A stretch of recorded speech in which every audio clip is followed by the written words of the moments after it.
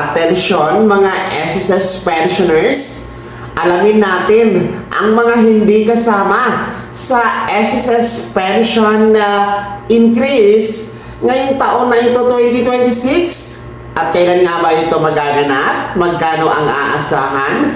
Lahat ng yan ang pag-uusapan natin sa video na ito. Hello mga ka-vlogs! Welcome dito sa aking YouTube channel. Magandang araw po sa lahat ng mga manonood. Saan po kayong dako sa mundo? Kumusta kayo mga ka-vlogs? Well, eto, makinig kayo ha, mga SSS pensioners. Ang mga hindi po kasama sa pension increase ngayong taon na ito ay aalamin natin para alam nyo magkano naman ang halaga at kailan ito magaganap. Well, meron po tayong ipapatupad na SSS pension increase. Actually, second round ito sa taon na ito 2026 mga ka-vlogs. Sa ilalim pa rin po ito ng SSS Pension Reform Program, kung saan ang SSS Pension Program na ito ay 3 taon na magkasunod-sunod na magkakaroon ng dagdag pensyon ang ating mga SSS pensioners. Simula na nga po ito last year, 2025, at hanggang 2027, bago po bababa sa pwesto si Pangulong Bongbong Marcos. And ang pension reform program na ito, ang dagdag pensyon na ito, no, meron na pong first round ang nakatanggap noong September 2025 at ang second round nga sa taon na ito ay September 2026. And ang third and final round will be on September 2027. So, ibig sabihin mga ka-vlogs, ngayong taon na ito, ngayong Setyembre, magaganap po ang second round na pension increase na inyong inaantay. No? Alam nyo, ang bilis lang ng buwan. Alam nyo, last week na tayo ngayon ng Marso at tayo ay dadako na sa buwan ng Abril. So, ilang buwan na lang po ang antayin natin. Setyembre na at yan na nga po ang buwan para sa pagpapatupad ng second round pension increase mga ka-vlogs. Well, sino-sino nga ba ang kasama dito?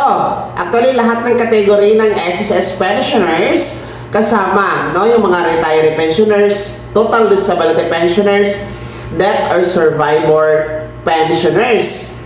At magkano naman ang aasahan? Ayon po sa SSS Pension Program, no? Pension Reform Program, hindi po pantay-pantay ang dagdag pensyon na magaganap ngayong September 2026 dahil ito po ay may percentage mga ka-vlogs, no? Depende po ito sa inyong pension category and pension monthly amount mga ka-vlogs. Para sa ating mga retiree and total disability pensioners, ang inyo pong dagdag pensyon ay 10%, no? Sa iyong monthly pension na tinatanggap. Samantalang ang ating mga death or survivor pensioners ay nasa 5% pension increase mga ka-vlogs. So halimbawa nito, kung magkano ang pensyon ninyo monthly, no? Halimbawa, nasa 5,000 pesos ang inyong monthly pension, i-times nyo lamang po sa 10% kung kayo ay retiree or total disability pensioners, or i-times nyo po sa 5% kung kayo ay death or survivor pensioners. Ang result nyo noon, yan po ang aasahan ninyo na dagdag pension ngayong September 2026. So, ganun po yun. Kaya nga po by percentage at ang dagdag pensyon nakadepende kung gaano kalaki ang inyong monthly pension mga ka-vlogs, no? Dahil halimbawa kung ang pensyon ninyo ay nasa 10,000 pataas, malaki din po ang dagdag pensyon dahil nga by percentage ang computation. So ganun po yun ha. Well, dito tayo ngayon sa katanungan kung sino-sino ba ang hindi kasama sa pension increase ngayong September 2026. Meron po bang maiiwan? Meron po bang hindi makakasali dito? Well, dalawa po ang hindi pwede makasali dito. Una po, ito yung mga pensionadong mapuputulan ng pensyon, no? Yung mga hindi po nagko-comply ng AKOP, no? Baka pagdating po ng halimbawa July, August, hindi kayo nag-comply ng AKOP, critical months po kasi yan, kasi September nga ang pension increase na second round. Baka hindi kayo mag-comply ng AKOP during your birth month, no? From halimbawa June, July, August, tapos pagdating ng Setyembre ay naputulan kayo ng pensyon, hindi kayo makakasama sa makakatanggap ngayong September ng dagdag pensyon. Kasi nga putol ang inyong pensyon dahil sa hindi pagpapaakop. Well, anyway, mababalik naman po ang inyong pensyon kasama ng dagdag pensyon.